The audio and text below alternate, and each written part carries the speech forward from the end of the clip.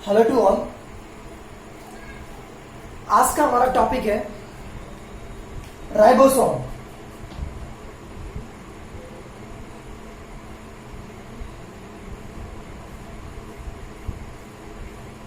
Ribosome जिसे हम protein engine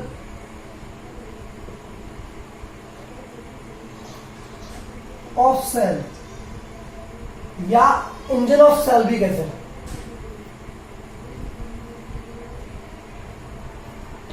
yes, आज हम पढ़ेंगे राइबोसोम जिसे आप प्रोटीन इंजन ऑफ सेल या इंजन ऑफ सेल भी कहते हैं। देखिए राइबोसोम को सबसे पहले देखा। देखिए सबसे पहले देखने वाले जो वैज्ञानिक थे वो थे रॉबिन्सन एंड क्राउन। तो सबसे पहले राइबोसोम को देखा है रॉबिन्सन एंड क्राउन ने। कहां देखा?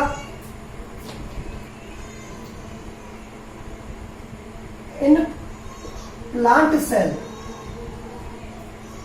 सबसे पहले रॉबिन्सन एंड क्राउन ने इसे पादप कोशिकाओं में देखा।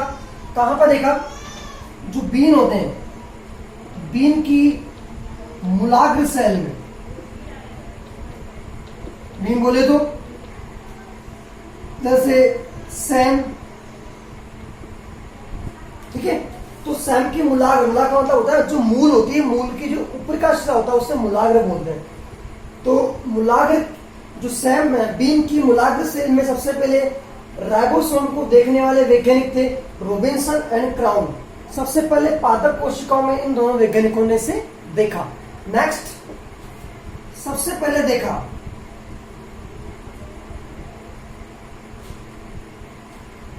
ठीक है क्लाउड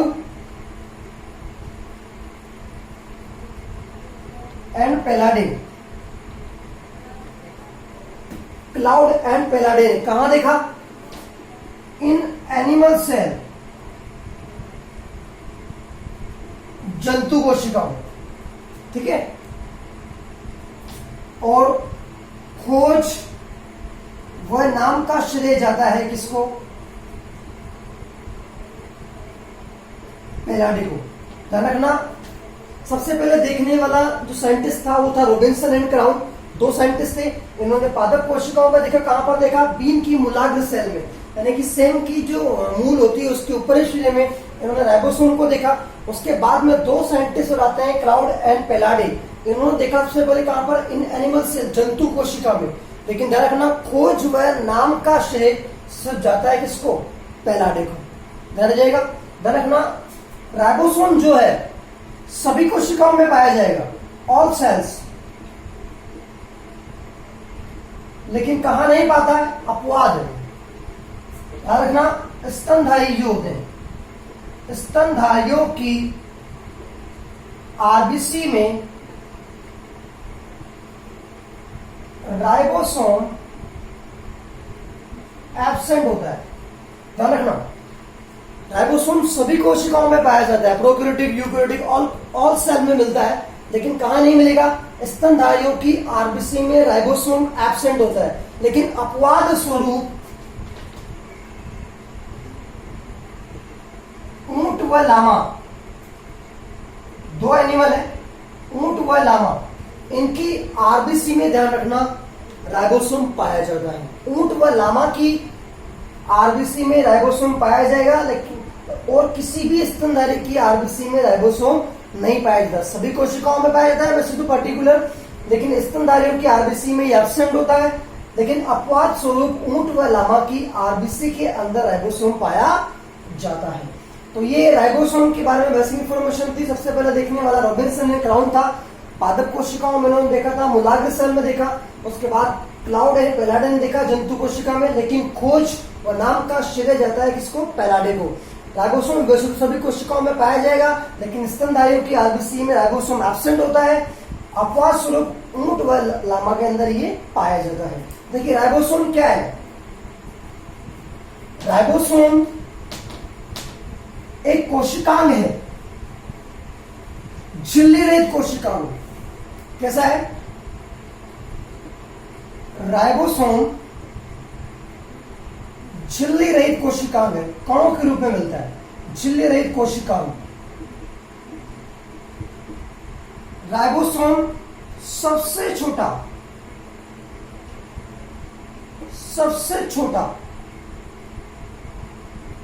कोशिकांग भी है।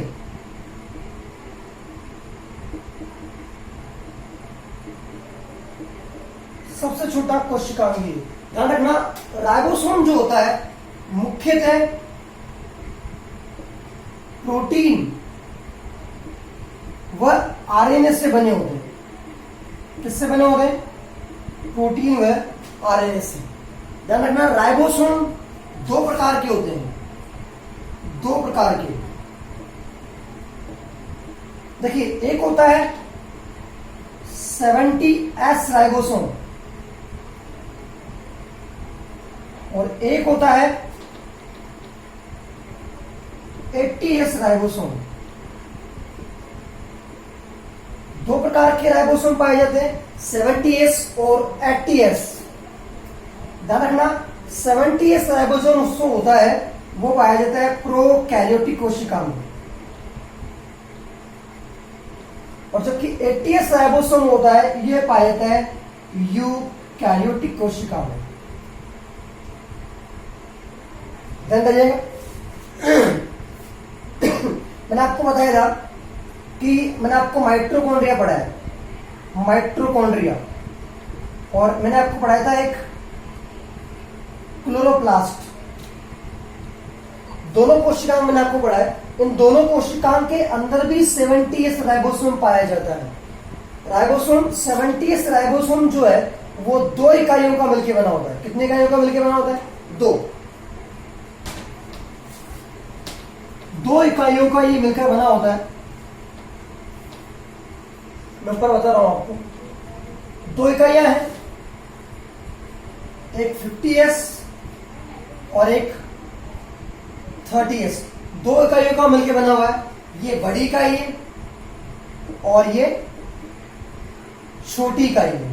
ध्यान दीजिएगा, ध्यान दीजिए। इसी प्रकार से 80S जो राइबोसोम है ये भी दो उप इकाइयों का बना हुआ है। कौन कौन सी है? एक है 60S और एक है 40S।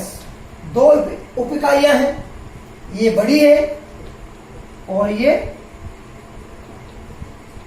छोटी है। स्टेप्स, ये बड़ी इकाई और ये छोटी इकाई, ये 50S और ये 30S। इसी प्रकार से ये बड़ी इकाई और ये छोटी इकाई, ये 60 और ये 40।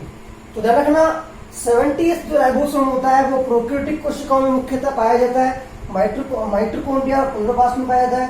ये दो इकाइयों का मिलकर बना होता है, 50S व 30S। इस प्रकार से 80S जो राइबोसोम है वो यूकैरियोटिक कोशिकाओं में पाया जाता है, और यह भी दो प्रकार की या दो उप इकाइयों से मिलकर बना होता है, या दो उप इकाइयां इसमें बनाने के काम में आती है। देख लीजिए, एक तो 60S और एक 40S। 60S बड़ी इकाई है जबकि 40S छोटी इकाई है। ध्यान रखना, राइबोसोम जो होता है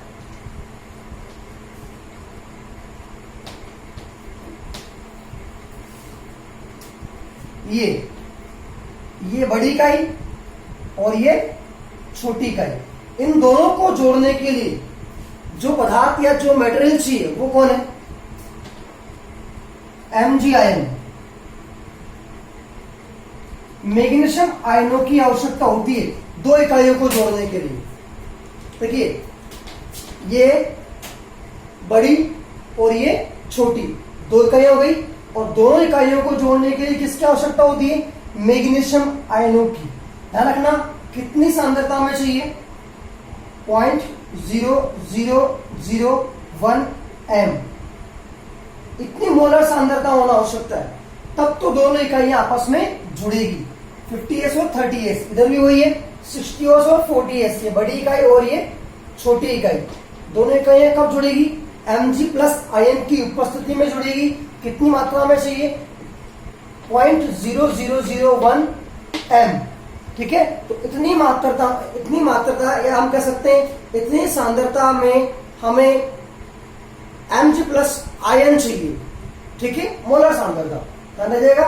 अगर मान लीजिए 0.00, अगर इससे कम सांद्रता Mg प्लस 2 की हो जाती है तो ध्यान रखना ये दोनों जो इकाइयां हैं ये अलग अलग हो जाएगी।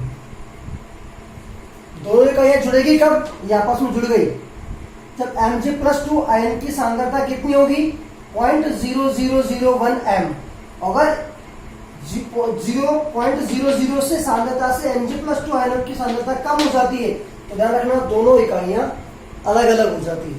अगर मान लीजिए ये सांद्रता थोड़ी सी और बढ़ जाए तो याद रखना दो राइबोसोम, एक तो ये हो गया और एक ये हो गया, तो दो राइबोसोम आपस में जुड़ जाते हैं। तो ध्यान रखना दो राइबोसोम आपस में जुड़ जाते हैं तो वो कहलाते हैं डाइमर। क्या कहलाते हैं? डाइमर। लेकिन मान लीजिए इससे और ज्यादा सांद्रता हो जाती है, इससे भी ज्यादा, ये जो सांद्रता है इससे और अधिक सांद्रता हो जाएगी तो क्या होगा? mRNA पर अगर सांद्रता Mg प्लस 2 की बहुत ज्यादा हो जाती है तो ये जो mRNA होता है इस mRNA पर स्टेट से राइबोसोम जम जाते हैं जो प्रोटीन संश्लेषण का कार्य करते हैं और इन्हें बोलते हैं पॉलीराइबोसोम। क्या बोलते हैं? पॉलीराइबोसोम। तो mRNA की सतह पर माला के समान जब राइबोसोम जुड़ जाएंगे तो वो क्या कहलाएंगे? पॉलीराइबोसोम। अगर मैं इसके कार्य की बात कर लूं, किसकी बात कर लूं? कार्य, वर्क, तो इसका मुख्य जो कार्य है वह है प्रोटीन संश्लेषण करना। प्रोटीन संश्लेषण करना इसका मुख्य कार्य है। ध्यान रखना कब करेगा ये? mRNA से जुड़कर। किससे? mRNA से जुड़कर प्रोटीन का निर्माण करता है। mRNA क्या होता है? मैसेंजर RNA, मैसेंजर RNA होता है। तो mRNA से राइबोसोम जुड़ जाएगा और किसका निर्माण करेगा? प्रोटीन का। ध्यान रखना इसके अलावा राइबोसोम जो होता है इसका जो कोशिका द्रव्य होता है इसमें एक विशेष प्रकार का प्रोटीन बनता है और इस प्रोटीन को कहते हैं कोचिपरोन। राइबोसोम के कोशिका द्रव्य में एक प्रोटीन पाई जाती है, उस प्रोटीन को कहते हैं कोचिपरोन। तो राइबोसोम का मुख्य कार्य क्या है? प्रोटीन का संश्लेषण करना। तो ये राइबोसोम था। राइबोसोम कोशिका सबसे छोटा कोशिकांग होता है जो झिल्ली रहित कोशिकांग है। ठीक है, नेक्स्ट वीडियो में हम नेक्स्ट टॉपिक के बारे में चर्चा करेंगे। Thank you.